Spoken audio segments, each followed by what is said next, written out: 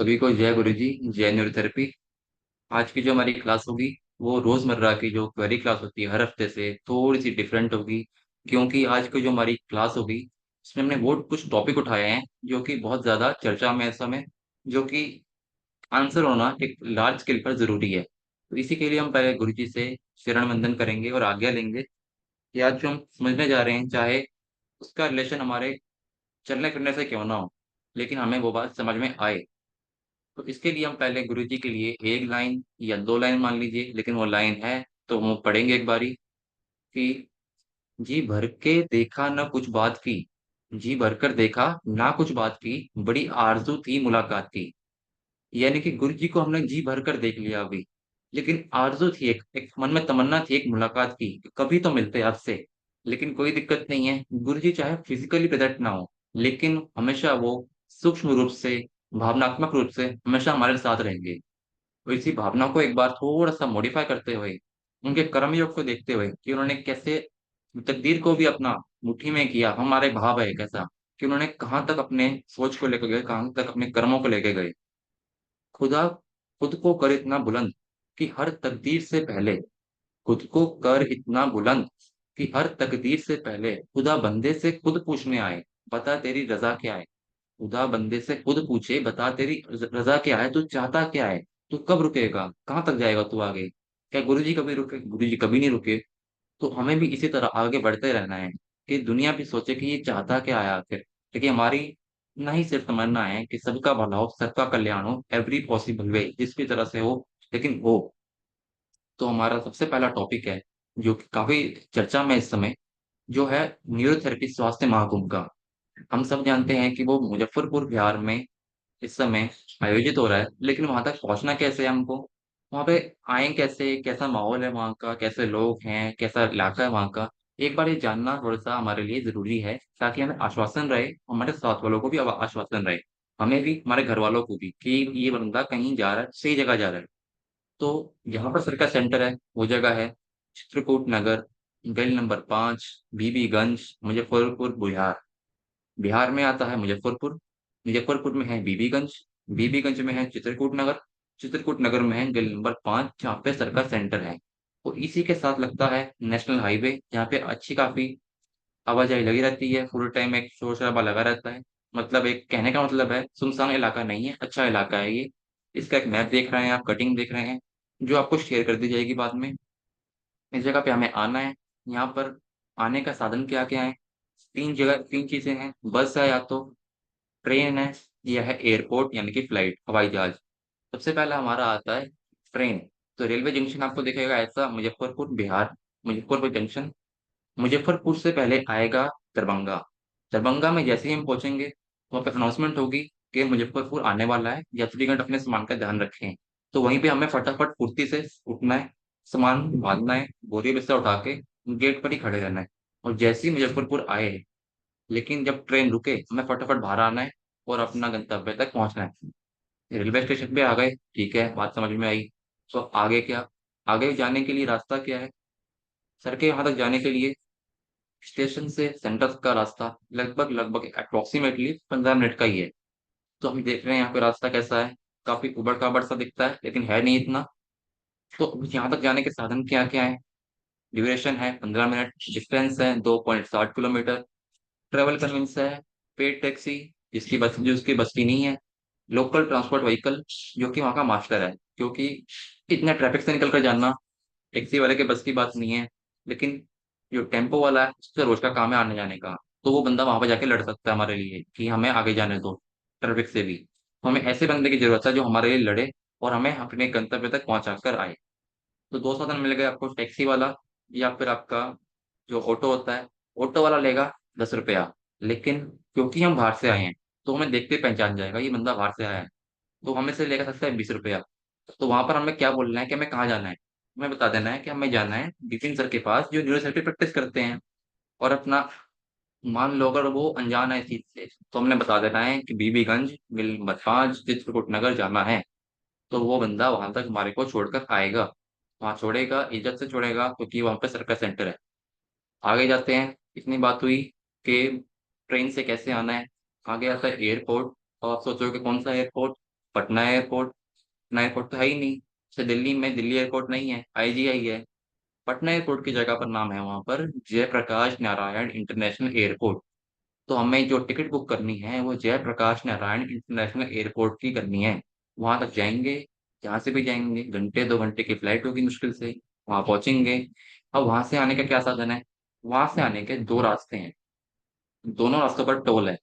एक जगह पर टोल है 65 रुपए का, एक जगह पर टोल है 35 रुपए का। तो हमने देखना है हमें कौन से रास्ते से आना है। वहां से जो रास्ता है आने का वो 78 किलोमीटर का है। ट्रेवल ड्यूरेशन है 2 घंटे की अप्रोक्सीमेटली। ट्रेवल कन्वीनियंस है पेड टैक्सी, टैक्सी वाला आपसे लेगा पैसा। अगर हमें चाहते हैं कि हम दूसरा कोई कन्वीनियंस देखें तो वहाँ पे बस स्टैंड है। बस स्टैंड वहां से 6.7 किलोमीटर की दूरी पर है।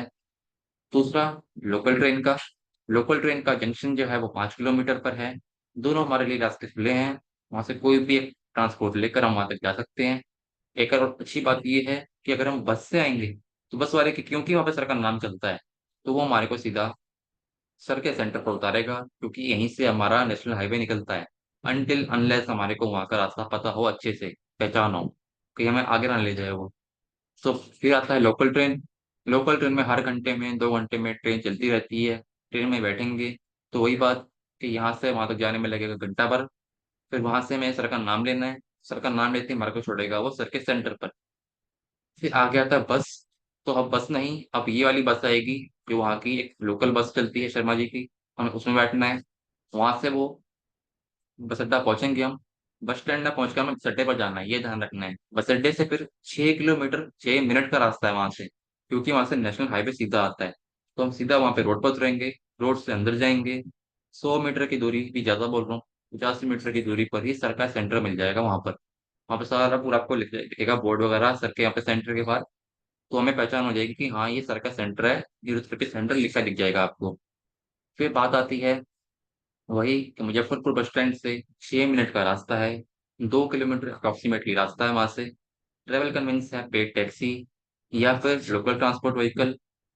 वही बात मैंने बोली आपको, सर का नाम ले देंगे तो वहां तक हमें वो इज्जत के साथ छोड़कर आएगा। इज्जत सम्मान सब जो तहजीब लगा लो आप, वैसे वो छोड़कर आएगा। नहीं तो एड्रेस है हमारे पास। फिर बात आती है अगर हम वहां पहुंच गए, हमें कोई कंफ्यूजन है जाने की, तो हमारे 3 कोऑर्डिनेटर हमारे साथ हमेशा तत्पर हैं 24/7। ये 24/3, 24/4, 24 घंटे 4 दिन के लिए वो अवेलेबल रहेंगे आपके पास। तो हमें इन चीजों को ध्यान रखना है। इन 3 लोगों के नंबर, चिन्मय कुमार जी, रिंकू कुमार जी, ज्योति प्रकाश जी, इन तीनों के नंबर यहाँ डिस्प्ले हैं, आपको वैसे भी मिल जाएंगे रिटर्न फॉर्म में। कार्यक्रम स्थल पर आने के लिए किसी भी प्रकार की मार्गदर्शन हेतु ऊपर दिए गए नंबर पर आपको नंबर फोन नंबर पर बात करनी है। वो आपको जैसे भी होगा पॉसिबल वे में कोऑर्डिनेट करेंगे, आने का रास्ता बता देंगे। तो ये 3 हो गए। हमारी बात यहाँ से थोड़ी आगे चलते हुए, सेंटर से अगर हम थोड़ा सा ऊपर आए तो ऊपर हम दिखता है हमारे को सर्वाइकल रीजन। सेंटर से थोड़ा नीचे जाएं तो दिखेगा हमारे को डब्ल्यू डी रीजन या फिर हमारा लंबर एरिया। अब बात आती है कि अगर हमने सर्वाइकल में कोई दिक्कत है, और वो दिक्कत हमारे उंगलियों में पता चलती है कि उंगलियों में दर्द है, यहाँ पे दर्द है, ये उंगली सुनना है, ये उंगली टेढ़ी मेढ़ी हो रही है, तो दिक्कत कहाँ पर है? इसके लिए दिक्कत है हमारा डायग्नोसिस। हमारा बहुत सारा डायग्नोसिस डर्माटोम चार्ट पर बेस्ड है। चाहे सर्वाइकल रीजन में दिक्कत हो या लंबर रीजन में दिक्कत हो, ये हर जगह ये चार्ट हमें सहायता करेगा, मदद करेगा डायग्नोसिस में, कि ये दिक्कत शुरू कहाँ से हुई है और कैसे हुई है। अब डर्माटोम चार्ट क्या होता है? सीधी सीधी भाषा में डर्माटोम चार्ट एक चार्ट है, एक जरिया है हमें बताने का कि हमारे स्पाइन से कौन सी नर्व कहाँ तक आके मतलब टर्मिनेट होती है, उसका असर कहाँ तक जाता है। जैसे पेशेंट कहेगा कई बार कि मेरी ये वाली उंगली लेटे लेटे सुन हो जाती है, बीच की 2 उंगलियां या साइड की ये उंगली या अंगूठा सुन हो जाता है, या अंगूठे में दर्द है। इसका मतलब हमें पहले समझना चाहिए कि सर्वाइकल में कोई दिक्कत होगी। 95% हो सकती है, बाकी 5% का यह है कि किसका यहाँ पे कोई मार लगी हो, कोई दर्द हो, तो हमें डर्माटोम चार्ट काम आएगा। फिर उसके बाद लंबर एरिया में कोई दिक्कत हो, उसका दर्द आपने देखा ही है कि पेशेंट बोलेगा मेरे को ऐसे लहर उठती है नीचे को। तो लहर का मतलब है कोई ना कोई तो नर्व कंप्रेस हो रही है। इसका हमें ध्यान रखना है अपने डायग्नोसिस में कि वो कहाँ पे दर्द बता रहा है। क्योंकि आप देखेंगे यहाँ पर आगे बताऊं कि घुटने का दर्द भी कहीं ना कहीं इससे संबंधित हो सकता है। हम जो बोल रहे हैं कि घुटने का दर्द जा नहीं रहा, ऊपर से लहर उठती है, तो कई बार वो नर्व का दर्द भी होता है। कई बार बहुत सारे थेरेपिस्ट इसमें कंफ्यूजन में है अभी भी, कि मैं पहचान नहीं हो पा रही कि दर्द कहाँ से उठ रहा है, कौन सा दर्द है ये, हम ट्रीटमेंट दें तो दें किस चीज का। फिर आप देखेंगे, अब भाई पेशेंट कहेगा कि दर्द कमर से पैरों तक जा रहा है, घुटने तक आ रहा है, एडी तक जा रहा है, पंजों तक जा रहा है। ये चार पांच उसकी जो क्वेरी होती हैं या कंप्लेंट्स होती हैं कहीं, पेशेंट की जो नॉर्मल कंप्लेंट हो करके आता है वो कि ऐसी दिक्कत हो रही है मेरे को। तो पहले तो हम देखिए, अब L2, L3 और L5 की जो नर्व्स हैं वो लगभग लगभग हमारे थाई तक आती हैं। और यहाँ देखेंगे आप, L3 की जो नर्व है वो हमारे घुटने तक आती है लगभग। तो कई बार जो हमें कहता है कि अंदर की साइड दर्द है, तो पहले हमें जांच करनी है अपने सिम्टम देखकर पेशेंट के, और डायग्नोस करके कि कहीं ये दर्द कमर से तो नहीं आ रहा। अगर कमर से आ रहा होगा तो हमारा फिर ट्रीटमेंट बिल्कुल बदल जाएगा, हमें फिर कमर का इलाज करना होगा। पेशेंट कई बार बोलेगा मेरे को ऐसे ना साइड में दर्द आता है, तो वो साइड का दर्द जो होता है वो L5 का होता है, L5S1 की जो बताते हैं। हम देखेंगे आगे कि जो हड्डी होती है, हड्डी के बीच में ये नर्व है, अब नर्व कई बार कंप्रेस होती है। दिक्कत हो सकता है कि इस एरिया में भी दिक्कत हो, यानी कि अगर दर्द है घुटने में, थाई में, काल्फ में, हो सकता है। लेकिन एक शब्द ये भी जाना चाहिए, ये भी हमें पता होना चाहिए कि अगर दर्द तीखेपन से ज्यादा है, पूरा टाइम उसको दर्द ऊपर से नीचे लगा रहता है, तार है जैसे तार में दर्द लहर उठती है बनकर, तो वहां पर हमें समझना चाहिए कि कमर की कोई ना कोई नर्व कंप्रेस हो रही है। अब यहाँ देखेंगे कि कोई पेशेंट बोला साइटिका मेरे को है, साइटिका में दर्द है। साइटिका तो नर्व है सिर्फ एक, यहाँ देखेंगे तो साइटिका सिर्फ एक नर्व है, वो कंप्रेस होगी, उसको हम कहते हैं साइटिका का दर्द। हम बोले कि हम ये पॉइंट दे देंगे, फिजिकल दे देंगे, ये कर देंगे, तो वहां पर मेन आता है कि वो दर्द हुआ कैसे, साइटिका नर्व कंप्रेस कैसे हुई। साइटिका नर्व कंप्रेस होने के पीछे या तो उसका डिस्क बल्ज होगा, या तो कुछ भारी उठा लिया तो बहुत तेज उस पर जोर आया तो वो कंप्रेस हो गई। नहीं तो जैसे लोग आजकल गाय भैंस की तरह बैठे रहते हैं पूरे टाइम, ऐसे करके वो लेटे रहेंगे पूरे टाइम, या ऐसे करके आराम से बैठे रहेंगे, इधर गर्दन मुड़ रही है, इधर कमर जा रही है, ऐसे करते करते भी जब हमारा पोस्चर बहुत ज्यादा पुअर होता है, मसल्स वीक हो जाती हैं, तब फिर डिस्क बल्ज हो जाती है, हर्निएट हो जाती है एक टाइम पर आकर। जो पेशेंट बोलता है मेरे को दर्द नहीं जा रहा, डर जाएगा कैसे, क्यों? क्योंकि उसने अपना फिजिकली इतना वीक कर लिया खुद को कि उसकी नर्व कंप्रेस हो चुकी है, उसकी जो डिस्क है वो बल्ज हो गई है। बल्ज का मतलब फूल गई है बाहर से, वो दबाव इतना आया कि वैसे फूल गई है, फूल कर उसने नर्व को दबाया। तो हमारा इलाज अलग होना चाहिए। हमारा इलाज सिर्फ दर्द का नहीं है कि ये दर्द है तो हम दर्द का इलाज करेंगे। दर्द हुआ कैसे है, रूट कॉज क्या है, डिपेंड उस पर करेगा कि हमारा इलाज कैसा होगा। तो सिर्फ ये बोलना कि साइटिका है तो मेरे को साइटिका का इलाज करना है, वो बात वहां पे बनेगी नहीं। इसको उस टाइम तो आराम आएगा, लेकिन बाद का क्या, क्या बाद में उसको लॉन्ग टर्म रिलीफ मिलेगा। इसलिए हमारा जो परफेक्शन है डायग्नोसिस की वो हमेशा बनी रहनी चाहिए, पता होना चाहिए कि कौन सी नर्व कहाँ से कहाँ तक जा रही है, वो कौन सा दर्द है, क्या वो कहीं दर्द हड्डी बढ़ने से तो नहीं हुआ, क्योंकि यहाँ पर हड्डियां भी हैं। अगर यहाँ से हड्डी कोई बढ़ गई, हड्डी बढ़ने से अगर उसने नर्व को दबाया तो भी दर्द रेडिएट होगा नीचे। इसीलिए हर चीज को ध्यान में रखना चाहिए कि ये चीज कैसे हो सकती है। सिर्फ एक चीज का एक कारण नहीं होता, बहुत सारे कारण हो सकते हैं, हर चीज को ध्यान में रखना जरूरी है। कई बार पेशेंट ऐसा ही बोलेगा, कहेगा कि उसके हाथ सुन होते हैं, हाथों में दर्द है, कोई उंगली नहीं मुड़ती। तो हमें समझना चाहिए कि वहां पर दिक्कत सर्वाइकल में है। और इसका एक एग्जाम्पल हमें दिख रहा है कि डर्माटोम चार्ट द्वारा। पेशेंट ने बोला कि मेरे ना ये उंगली सुन रहती है, ये उंगली, तीन उंगली सुन रहती है, इसमें दर्द होता है, अंगूठा मुड़ता नहीं है, हाथ पूरा बंद नहीं होता। एक पॉसिबिलिटी ये है कि इसके रिस्ट में कोई इन्फ्लेमेशन होगी, कोई नर्व कंप्रेस हो रही है, हड्डी में नर्व कंप्रेस हो रही है रिस्ट पे आके, कोई मसल में इन्फ्लेमेशन आ गई है तो वहां से वो कंप्रेस हुआ है, वो एक अलग टॉपिक है। लेकिन कई बार बोलेगा कि मेरे को यहाँ से ऐसे लहर उठती है पूरा ना, मेरे को दर्द होता है, हाथ ऊपर नहीं उठता, हाथ ऐसे नहीं जाता, हाथ मोड़ने में बड़ी दिक्कत होती है। या कई लोगों के होता क्या है कि उंगली बिल्कुल डाउन हो जाएगी, ये उंगली हिलेगी नहीं। तो वो ऐसा क्यों होता है? क्योंकि हमारे नर्व्स जो होते हैं सर्वाइकल, वो हाथों में आती हैं। हाथों में आने का मतलब क्या है, अगर नर्व सही चल रही हैं, जैसे किसी को डिफिशियंसी बहुत ज्यादा है तो उसकी नर्व्स बिल्कुल ही कम काम करेंगी, सेंसेशन नहीं होगी, हाथ में जोर नहीं होगा, हाथ में जान नहीं होगी, तो वो एक अलग टॉपिक है। लेकिन अगर नर्व कंप्रेस हो रही होगी तो उसके हाथों में दर्द आएगा, सुनपन आएगा, मेन है पोस्चर का। और इस दिक्कत में जो हमारा ये दिक्कत है सर्वाइकल वाली, सर्वाइकल की बहुत सारी दिक्कत, mainly formula clockwise T1 T2 Raman से ही ठीक हो जाती हैं, अनटिल अनलेस हमें उसका परफेक्ट तरीका पता हो, क्योंकि क्लॉकवाइज का भी पूरा परफेक्ट तरीका है प्रेशर देने का। दिक्कत कहाँ शुरू हुई है, ये हमन के सारे हैं यहाँ पर। अगर हमें यहाँ पे क्लॉकवाइज करना ठीक से आ जाए, बहुत लाइट क्लॉकवाइज, कभी कोई जोर देने की जरूरत नहीं पड़ेगी। अगर हमें सही तरीका आ जाए इसका कि हमें इतना प्रेशर देना है, इस जगह पर देना है, क्योंकि नर्व, अगर मान लीजिए कि अगर उसकी दबरी है C4 C5, जैसे हमने सुनते ही हैं, तो C4 C5 यहाँ से शुरू होता है, यहाँ से शुरू होकर वो ऐसे ऐसे आगे को गया। तो हमें पता होना चाहिए कि हमें यहाँ से करना है, या पीछे से लेके जाना है हाथ हमारे को, या इधर से लेके जाना है, ये नीचे लेके जाना है। अगर हमें एग्जैक्ट पता हो कि कौन सी नर्व कंप्रेस हो रही है, इतना हमें डायग्नोस करना आ जाए, तो कहने ही क्या उसके बाद के, मान लो C6 की दिक्कत है, और वो नर्व ऐसे पीछे से होकर आप देखेंगे इधर साइड से होते होते अंगूठे पर आ रही है। तो हम, जरूरी नहीं है कि हम पूरे में करेंगे, अगर हमें पता चल गया कि C6 की ही दिक्कत है, तो हम डायरेक्टली अपने हिस्से में क्लॉकवाइज करके भी इसको ठीक कर देंगे, दर्द उसी समय निकलता है इसका। पेशेंट भी हैरान होता है कि कैसे हुआ ये, इतना हल्का हल्का मसाज करने से, या उसको तो मसाज लगता ही है, हमारे लिए वो क्लॉकवाइज है, क्लॉकवाइज देने से, इतना हल्का करने से, बिना किसी दर्द के इतना आराम कैसे आ गया। C7 है, C8 है, उसकी नर्व पीछे से जा रही है ऐसे, तो हम इतना इतना करके पीछे को कर देंगे। लेकिन अगर एग्जैक्ट पता होगा तो उसी समय उसको प्रॉपर आराम आएगा। इतना तो हम कह सकते हैं कि सिर्फ four medulla clockwise T1 T2 Raman से ही बहुत कुछ ठीक हो सकता है। रामन ट्रीटमेंट से आपका सारे ऑर्गन्स, हम इसको स्टिमुलेट करते हैं, आपका स्प्लीन का दर्द रामन से निकल जाता है। बहुत सारी दिक्कतें अगर हम इसको ठीक तरीके से दें शुरू में ही, तो उसको पेशेंट को बहुत ही अच्छा लगता है। और एक बात जो बड़ी डायग्नोसिस की बात है, कि दिक्कत कहाँ से शुरू हुई है। मगर अगर पेशेंट ने बोला पहले मेरे को सर्वाइकल हुआ था, तो किसी और का तो पता नहीं, लेकिन मैं सबसे पहले सर्वाइकल ठीक करता हूँ उसका। चाहे वो जितना मर्जी बोल रहे मेरे को कमर दर्द है ये है, उसको रिलीफ देने के लिए कुछ ऐड कर दूंगा, लेकिन मेरा मेन फोकस रहेगा सर्वाइकल पे।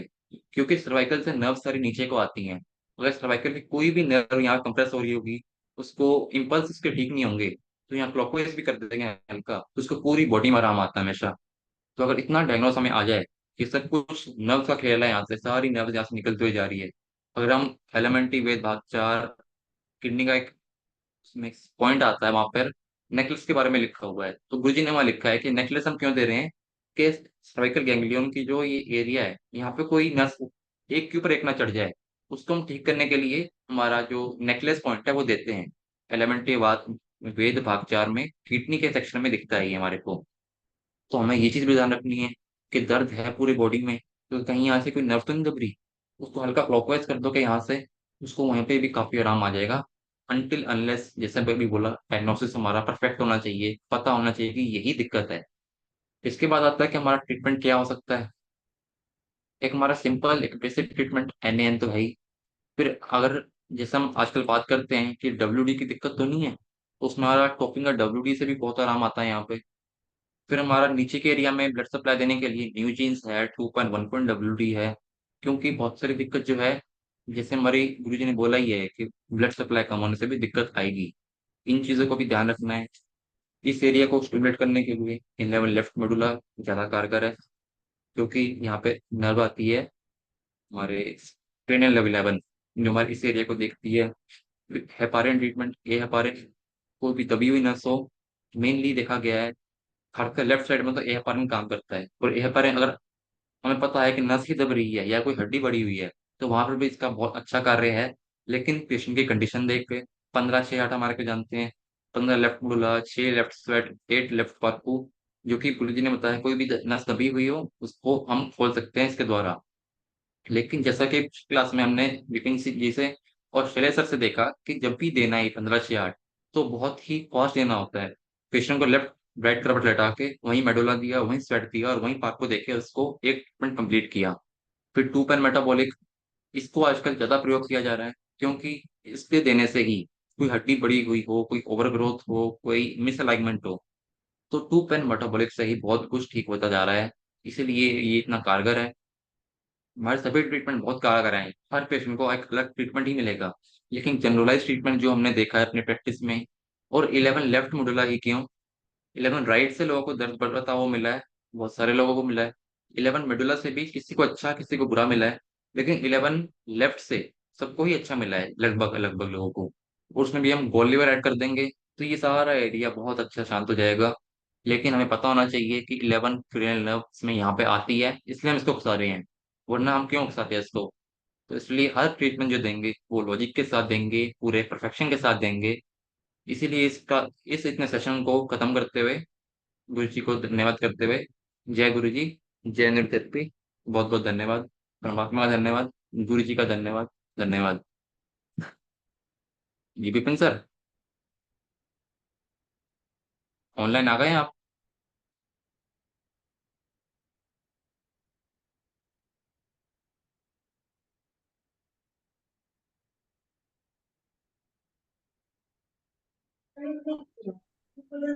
ग्रुप में जो है। हेलो। हाँ जी सर। नमस्ते सर। हाँ जी, सबको प्यार भरा नमस्कार। कैसे हैं आप लोग? बढ़िया बढ़िया सर, आप बताइए। बोल सर। सब बढ़िया जा रहा है। हाँ जी सर।